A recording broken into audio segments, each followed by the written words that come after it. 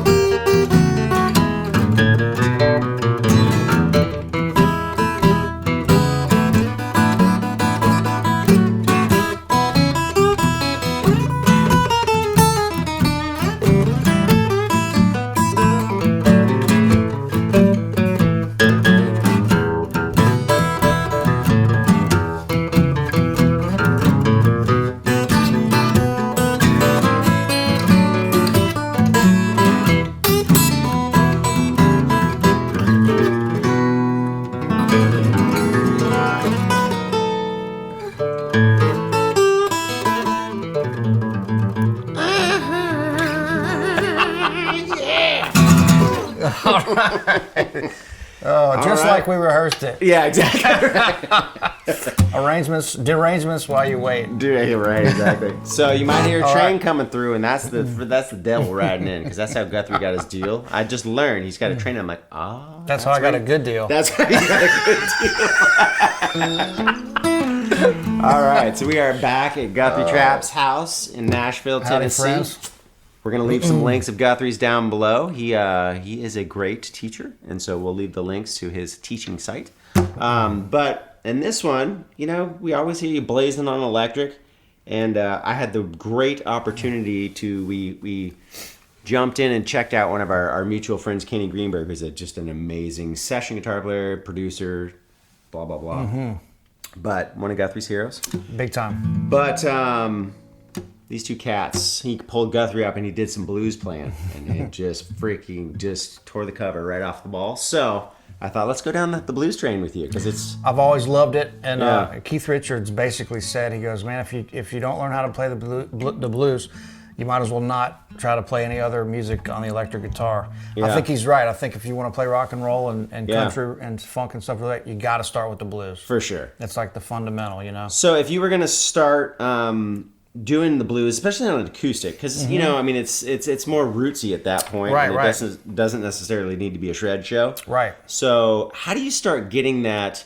The old school blues, they had a minor sound, but there was still major feel in it. So what is that? I'm not good with chords or any of that kind of stuff, anyways. But what is that sound? I'm just learning about chords. But for real. But so one thing that I'm trying to get people to kind of check out, especially beginners and guys that are just learning, is the fact that there is a big difference between the minor pentatonic and playing over a minor chord. Right, so minor pentatonic meaning... Right. Okay. Right, that works great over E minor. Sure. And then when you incorporate the E7 chord, which is your E chord like this, E major, and then you raise, I'm playing it pretty traditional, where I'm going to raise my ring finger and let the D string be open. So I'm just going to play this chord. Yeah, cool sound. And that's your E7, okay. So that incorporates a little bit more of the bluesy sound. Yeah. But you're not playing a minor because you still have the major third. You're playing that G sharp. Sure. So that's, and it's the G sharp against the D that gives you that. Right. It gives you the blues sound, like the blues sound. It's dominant 7 chord, which means you're playing the flat 7, the D. It gives it blues, but you're also playing the G sharp that gives you that major third. Okay, so then do you modify your scale to highlight that? You can, and with the blues, it's a little interesting because you can still play the blue notes. You can play the notes out of the minor pentatonic scale, but since that is technically a dominant 7th chord, you want to be able to use a little bit of your major thirds in there also. Okay, so what is that? Let me play that chord and then maybe show them a modified version of that scale. Okay.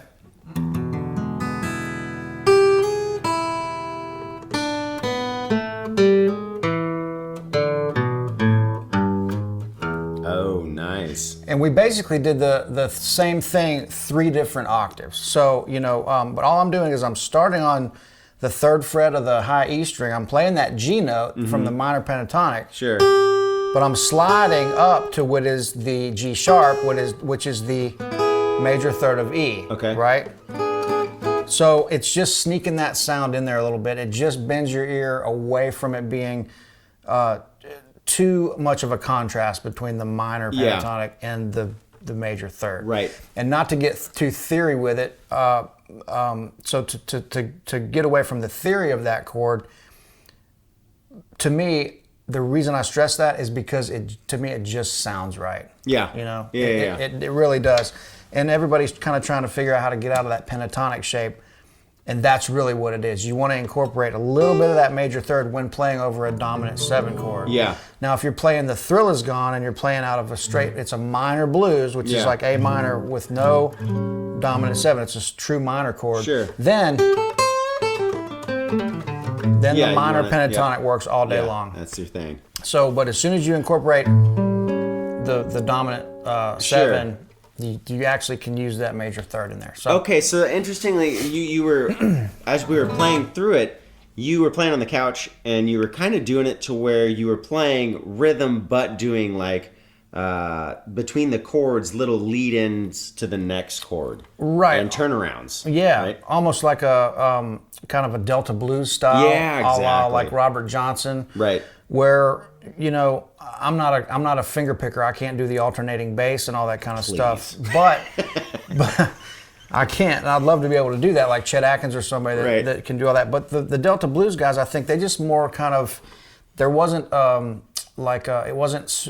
Most of them weren't super clean. Yeah. And that's why we love it. I mean, it's blues. It's funky. It's gritty, and it's got some amazing feel to it. So, a lot of them were these like little 3-note chords. Yeah. Where I would take, and they're pedaling off whatever the bass note is. Sure. So a lot of times you're in open E. Okay. Or not open E, but you're in E to where you have the open E string. E string. And so you can sit there and do stuff like where you'll just take, and this lick right here, you've heard it a million times. Well, that lick, I'm sliding on the G string from the 2nd fret, the A note, up to the 4th fret, the B note. So I'm sliding up to the 5 of E. And then I'm hitting the 3rd fret B string, that D note, because that gives you the blues. And then you can add that in, cool. Which that tells you that I'm playing that dominant 7. That keeps it the dominant 7. So what that is, that shape, that is your D-shaped E chord, out of tune notes for free. And then so it's the blues. So it's the blues, man. Come on, let's get that. How do you get that authentic sound? Just so anyway, so we've got this chord, and I'm just flatting that E to D. So it's like a D chord in reverse. It's like a D chord in reverse, but that's how you build that 7. So anywhere you have an E, and you want to make an E7, of course, you just drop that E down a whole step, and you can build these chords. Yeah. So anyway, that shape. Nice. So that's kind of a classic Robert Johnson kind of style where you're just using these little 3-note chords. So I'll hit the bass note.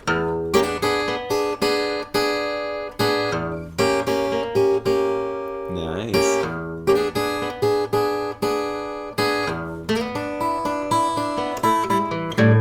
And then the 4 chord. So all I'm doing is I'm taking that shape and then just going down a half step, which is diminished if you want to get technical, but let's not. So you just go down a half step and then right back up. And if you look at it closely, these 2 notes are just right out of that E chord. It's E, E7, so right there. And then in between these phrases, if you're tapping your foot, 1, 2, 3, 4. And then back. Now right here, that takes you to your 4 chord. Your 4 chord. I can't talk and play at the same time. I can't either.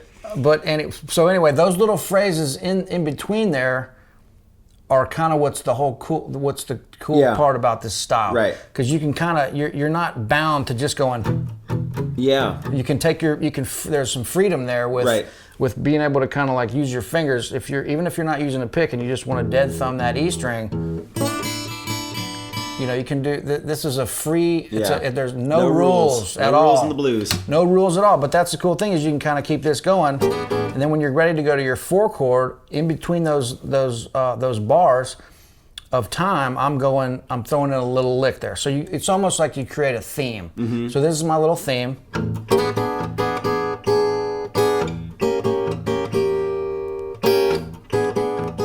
Then right here, so that little lick, and I'm going down the same lick we just did at the beginning, and I'm just alternating, and it's all about the phrasing and the rhythm with this style. Mm-hmm. So I'm going down, sliding up,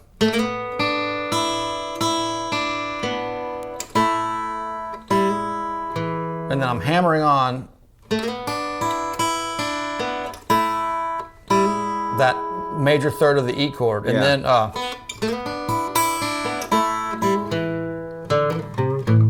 right to my 4 chord, which sounds a little odd out of context, but that's what I'm. What's that last little part? So you hammered onto the third. Yeah, let's do it one more time. I'll do it. I'll do it in context. Let me just do it by myself, because I'm not sure what I'm going to change. but so it'll be the theme.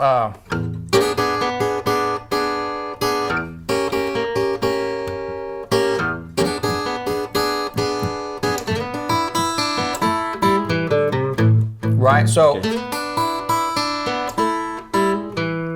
to your E note, literally E, open, D, C, right to your A. Yeah. So I'm going right down that scale, E on the 2nd fret, D string, open D, C on the 3rd fret, A string, bend, and then right to my A. And then I'm in.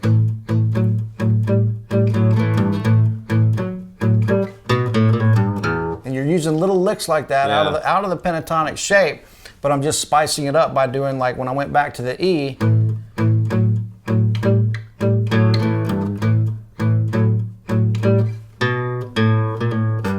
that's a good one. So I'm going right back. So that's just B, hammer on, 1st fret A string, G on the low E, and then you're right back to E. So it's all about that little stuff, like the little phrases and stuff in between. So to give you another little example of that, like if I was playing, and we'll teach this lesson at some point, but here's another little inversion of these chords.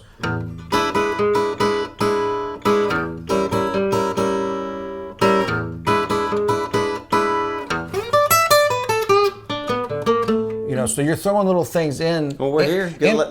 In between you go, in between going to the 4 chord, you can slip those little phrases in. What were those other inversions? That's cool. So this inversion here is based off basically this E7.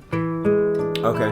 Which is, here's your C shape, and I'm just adding the D right here. Okay. So I'm playing that E7. Okay. And then so what I'm doing now is I'm gonna keep everything where it is. But I'm going to swap my little finger and my ring finger. So that's going to become that.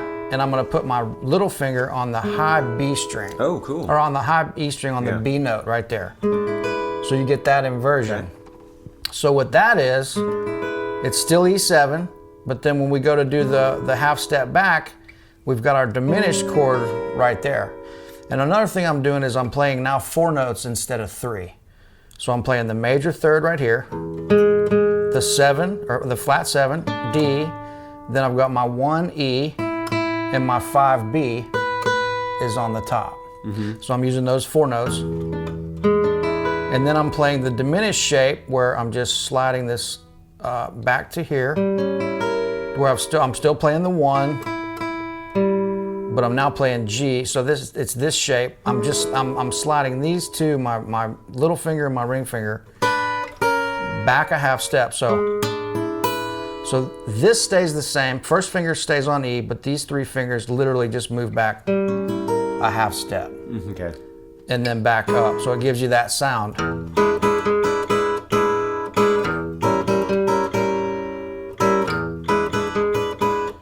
So right here,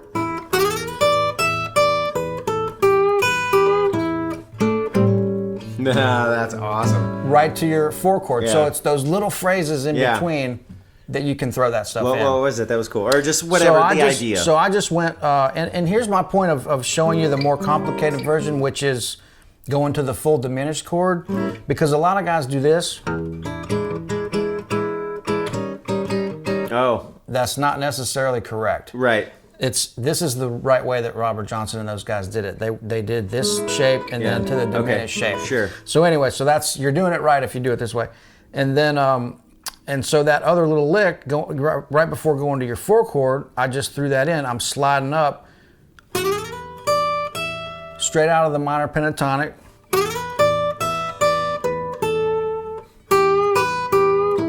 So right up to your high E, and I'm pinching it with the low E string too, so it sounds fatter.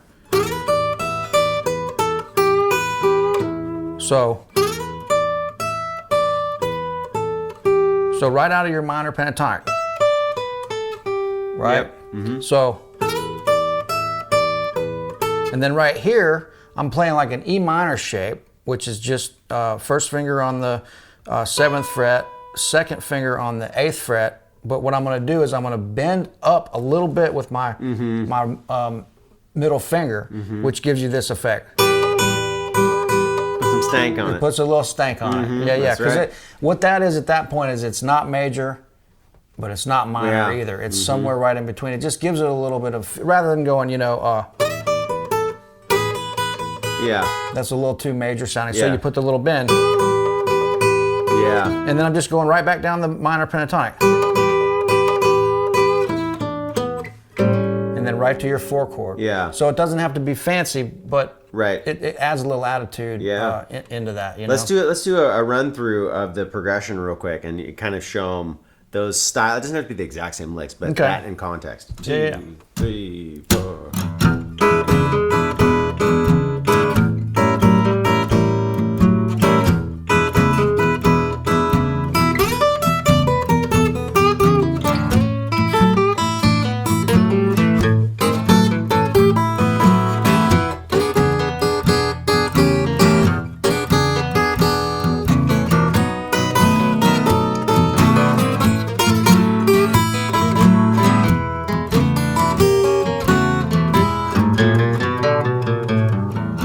Okay, so what did you do over the A chord? Because obviously it's a new chord. It's a new over when set of notes, the first time. Well, it seems like you went to the diminished on the over the A. I did, which that could be. We could have stayed. Probably should have stayed on the 1 chord. No, it sounded but great. That's though. okay. No, it worked. No, but then when we went works. and really hung on that A, oh, when okay. it comes around. And yeah. So we're- on that, and I'm glad you reminded me because I wanted to show you this. So, pretty cool classic acoustic blues thing is when you go to the A chord, you slide in from the 1st fret to the 2nd with those 3 notes with your A chord, your 1, 5, and 3. But then you're going to go. You're going to hit that high A on the E string, and then you go down to the 7. So it's going to go. Oh, that's right. awesome. So. And then, so you can walk that down chromatically. What notes A7. what are you pedaling off of? I'm pedaling off of just your A bar chord. Okay. There, and then. But see, the whole time I'm doing that, I'm pinching this low A too. Yeah. So I am pedaling off that.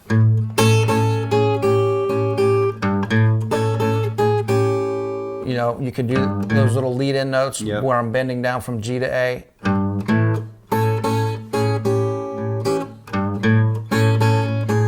The whole time I'm kind of pinching all the notes. You know? I'm hitting that low A.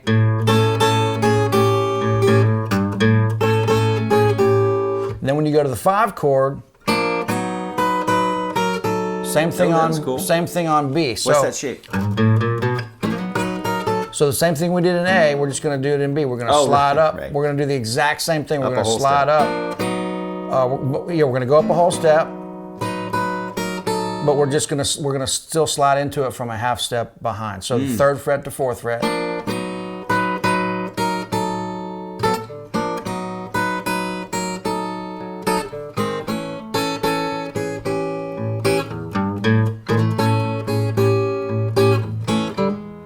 right back to your E. So there's a couple little tricks there, and the beauty of that is you're not bound to like a giant chord where you're having to go, you know, and there's no fingers left to do any cool melody stuff. So when you use the open string, especially A and E, you're really able to, like I could, you know, you can hit this low E, keep that going and go.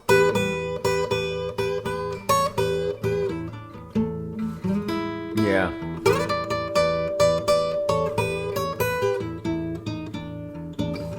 So I'm playing single notes basically, but I'm just keeping that low E going for the rhythm. And then so it's a cool style. Over the B turnaround, what's your... So when it goes to the B, if I go, let's see.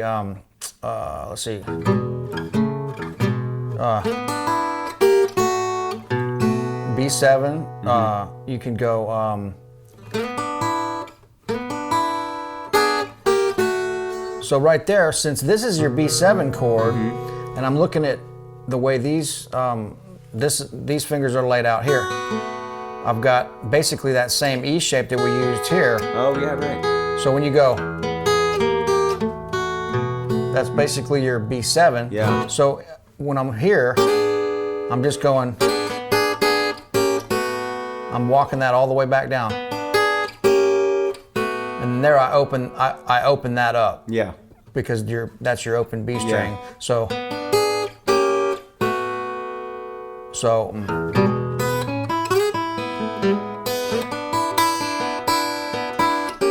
let's see. You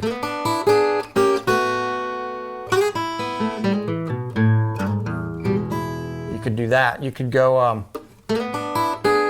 So a lot of times what I'll do is I'll slide up to here and hit that E string open because I like the way that sounds. And then I'll add that note to it. So it kind of creates that. And you can rock that back and forth too.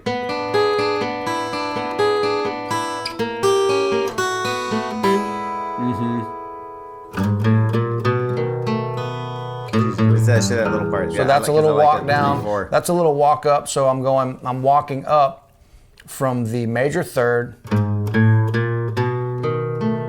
So that's 4th fret, A, B flat, first fret, and then B. Yeah. So it's chromatic. Well, you slid into it from this one too, which was cool. Yeah. So it might have slid in, yeah. Yeah. So you can always do that G into G sharp, chromatic. And then again, I'm gonna do another little lick to get back to E. So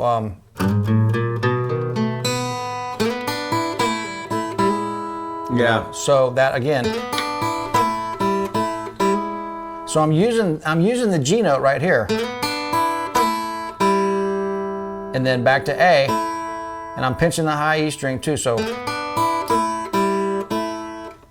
but when I resolve, I'm using the major third because it brings you right back to there. Right back home. So if I was to go, you know, it sounds a little bit more major than I like. Yeah. So I want to go. Yeah. So you've got both. You've got the G the first time, and then the second time you've got the major third. Little teeth. Yeah, it's got a little teeth to it. All right, let's do another round. 2, 3, 4.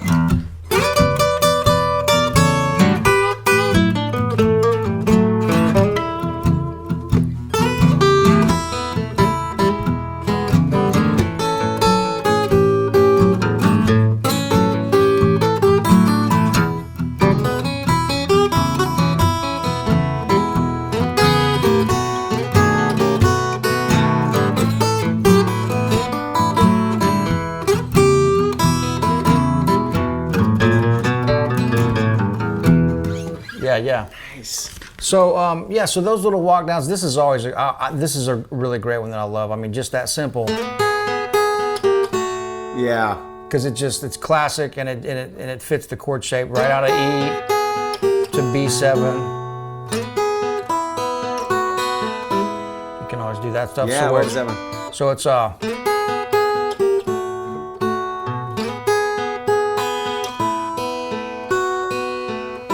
Oh, so right. that's almost like a Rycooter style turnaround where he's using. So I'm going. And now, remember on this one, I'm not hitting the 7 at all.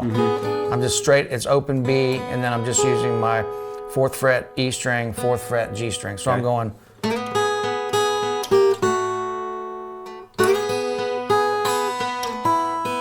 And on that one, I'm lifting up and I'm just using the fretted G string on the 2nd fret. I'm using open E and open A there. So it gives you this kind of cool sound. It goes.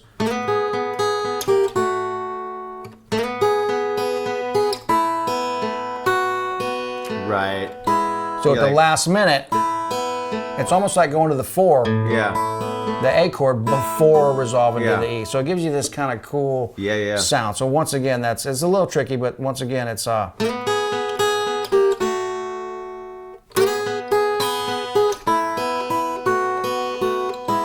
at the very last minute, I do go and go back to the 2nd fret E string and put that down for the B7, and then resolves to that. Yeah. I just think that sounds pretty. It does sound pretty. Yeah.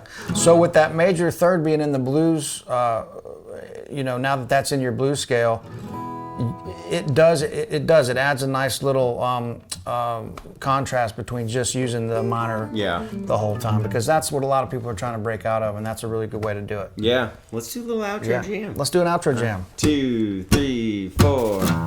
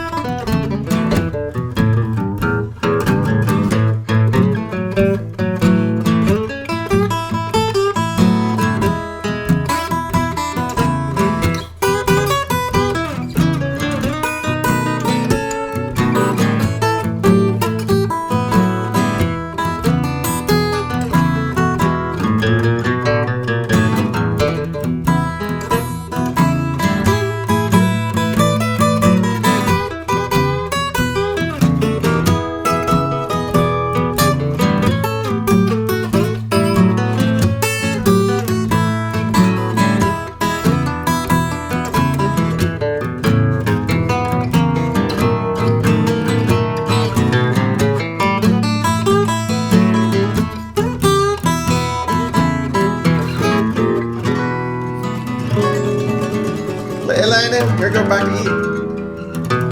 Play it, lightning.